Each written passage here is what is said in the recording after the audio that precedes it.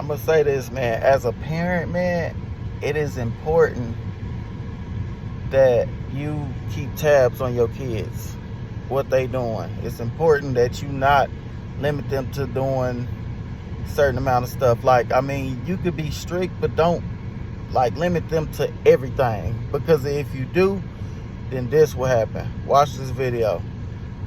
Messed up video, man.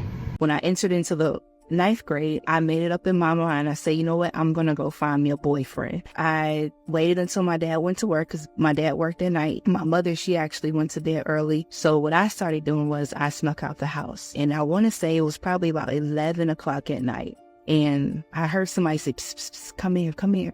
So I walked towards the spitting sound, and this guy began to ask me questions. He was like, so like, what's your name? How old are you? I told him my name. I told him that I was 14. He was like, you're not 14. I said, I am 14. And then he asked me if I was a twerker. And at the time I thought a twerker was a...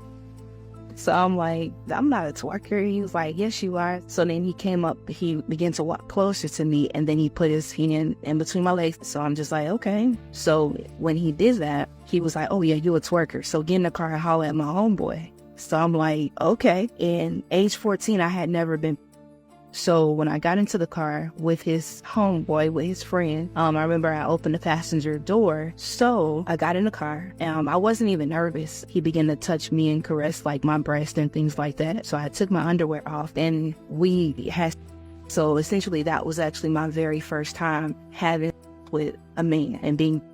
So in the car with this man, I want to say he probably was like maybe 18 or 19. After I had with him, then the guy who first asked me to get into the car to talk to him, he got into the car and then he was like, hey, let's get in the back seat, and then end up having with him. So then when I felt that I was done, I began to like put my clothes back on and proceed to get out of the back seat of the car.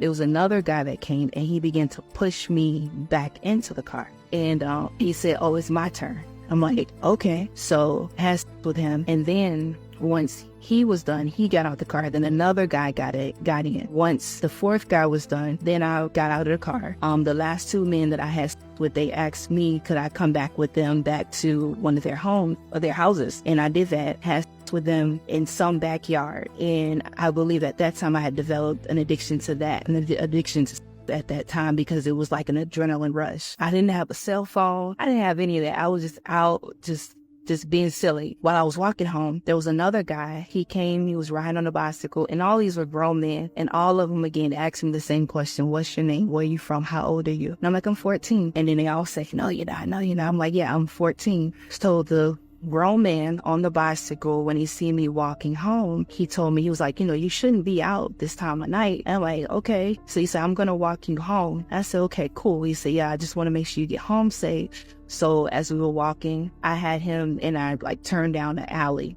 because like in my mind, I'm thinking, well, I'm not gonna let him know exactly where I stay, but it's late. So as we begin to walk down the alley, he got off his bicycle and then he grabbed my hand and then he lured me to someone else's backyard and then had me get in a certain position and then had with me. So that was the fifth guy, that first time for me having.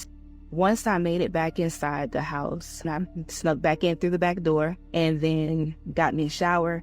It was probably about 5 o'clock in the morning. So I was out from 11 p.m. until about 5. I think they passed a law for school to start later for high schoolers, but at that time, you had to be to school by like 6:50 or so. So I just automatically jumped into the shower, washed up. I remember that first night, like just washing up and seeing a lot of on my washcloth and not really understanding it. But I said, you know, hey, if this is what it takes for me to have a boyfriend, I'm all for it. And when I did that, I would go to the same area, and each night the crowd became larger. So they would have me get into the car and then into the back seat, and then guys would take their turns. So some nights it'll be 2 guys, and then some nights it'll be 20. And while I would be in the back seat with one of the guys, there'll be other men just banging on the window saying, hey, it's my turn, it's my turn. In the midst of this, while I'm out there wilding out, doing some crazy things, having with all these random men, I was in an abstinence program. My mother had us join the church when I think I was like 8. And I was very active. I was active in youth group and ushering. It was like I was literally living a double life. You know, sometimes even after class, you know, some of the guys might be waiting for me, whether at the other house or in the car, or they'll be waiting for me in the bathroom. And then I would have sex with them in those random locations. And my parents, the whole time, they're thinking I'm going to the abstinence program. And I was so well at what I did, I excelled even in the abstinence program, that they had me become to speak at one of the like main events, because they really admired just who I was, but not knowing again that I'm getting buck wild. Eventually, with all of that, walking out, doing all that stuff, it was one day I just decided I didn't want to do it anymore. I really tried. And when that happened, I remember I want to say like 2 weeks later, some guys, for some reason, I don't know how they figured out where I live. They began to knock on the window, and then it began again. The cycle began again. This one particular night, I remember getting with these guys. They live kind of far from where we lived at the time, but it was the adventure. Pick me up, go off with them. These were big time. I remember getting into the back seat, and there was another girl who was in the back seat, but these were different guys who lived further away from the other guys that I was involved with. She looked like she was at least about my age, maybe 14 or so, but you know, I digress. There was 2 men already in the car. One of the guys, he was already he ended up sitting in the back seat because they were actually on their way to pick up someone else. So it was the girl, she was sitting behind the driver, and then one of the homeboys, he was sitting in the middle, and then I sat behind the actual passenger seat. And this particular night, we got into a high-speed police chase. And as we were trying to reach our destination, that's when the police had gotten behind us, and I'm seeing the police lights just like flashing like crazy. And I remember the driver, he turned around. I'll say their nicknames because people don't know them. So nickname Popcorn, right? So say Popcorn. He looked out the back window. He was the one driving, and it's like he did like this, like he spit. I don't know. It was weird, but once he realized that the police was actually behind us, and the police is actually telling us that we need to get out the car, but he decided that he wanted to put his foot on the gas and go like really fast. So here it is, 2:00 in the morning. We're like weaving through the little traffic there is, going down alleys and back roads and other streets and stuff like that to try to shake the police, which we eventually did. And I didn't think about dying. I didn't think about any of that. I remember us driving past the church that I used to attend as a child, and not even thinking, no conviction, no nothing about God. It was just the adrenaline rush, you know. So once we shook the police, we were able to go pick up this another homeboy. He got in the car, and these are all grown men, right? And we end up arriving to this place that looked like, and it's like an old hotel or something like that, like an efficiency apartment. And I remember getting out, but as I was getting out, the young girl who was also in the backseat with me, like our eyes met, and it was almost as if like I knew that the driver was going to take her somewhere to do to her what they were getting ready to do with me, because I had already had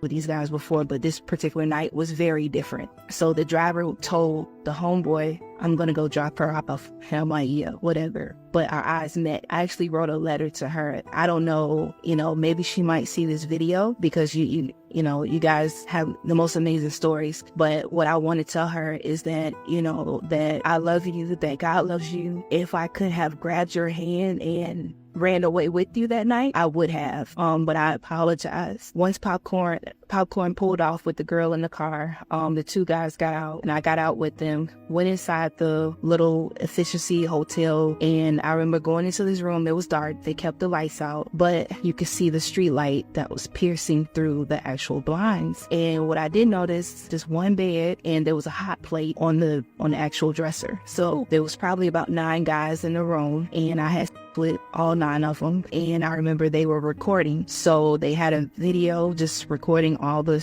sex and different things as such. Parents found out about it from a relative who eventually had asked me to have sex with him. Age 15 is when I surrendered my life to the Lord. It's like my life changed drastically, and the things that I was doing, I realized that I wasn't just hurting myself, but I was breaking God's heart, and I didn't want to do that. Fast forward to current situation, my husband and I, we met via Facebook. We were Facebook friends for probably like a good 8 years, and he would post all these inspirational posts and things like that. And I knew that he was a believer. And in my heart, I'm like, that's somebody that, not him in particular, but someone like him that I could actually see myself with, like, someday. And one day, because I loved encouraging single women while me being a single woman at the time, and he seen one of my posts, and he's like, started messaging me and telling me how he want to be my knight in shining armor. And I'm like, what? Okay. And I think I let a lot of insecurities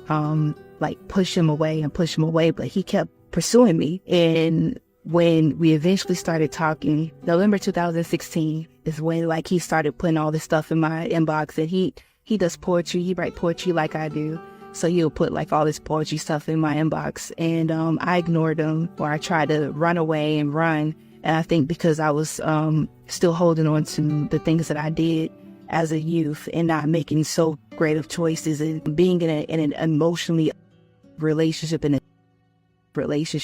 and not really understanding my true worth. But when we began to talk, we talked on the phone for the very first time in December of 2016. And it almost felt like God was telling him my secrets, because it's things that I would pray about and my husband would actually like talk about. And I'm just like, what? This was crazy. He pursued me. And in January 2018, we got married, and we've been married ever since. I feel completely free. I feel like myself. I feel like God chose him just for me.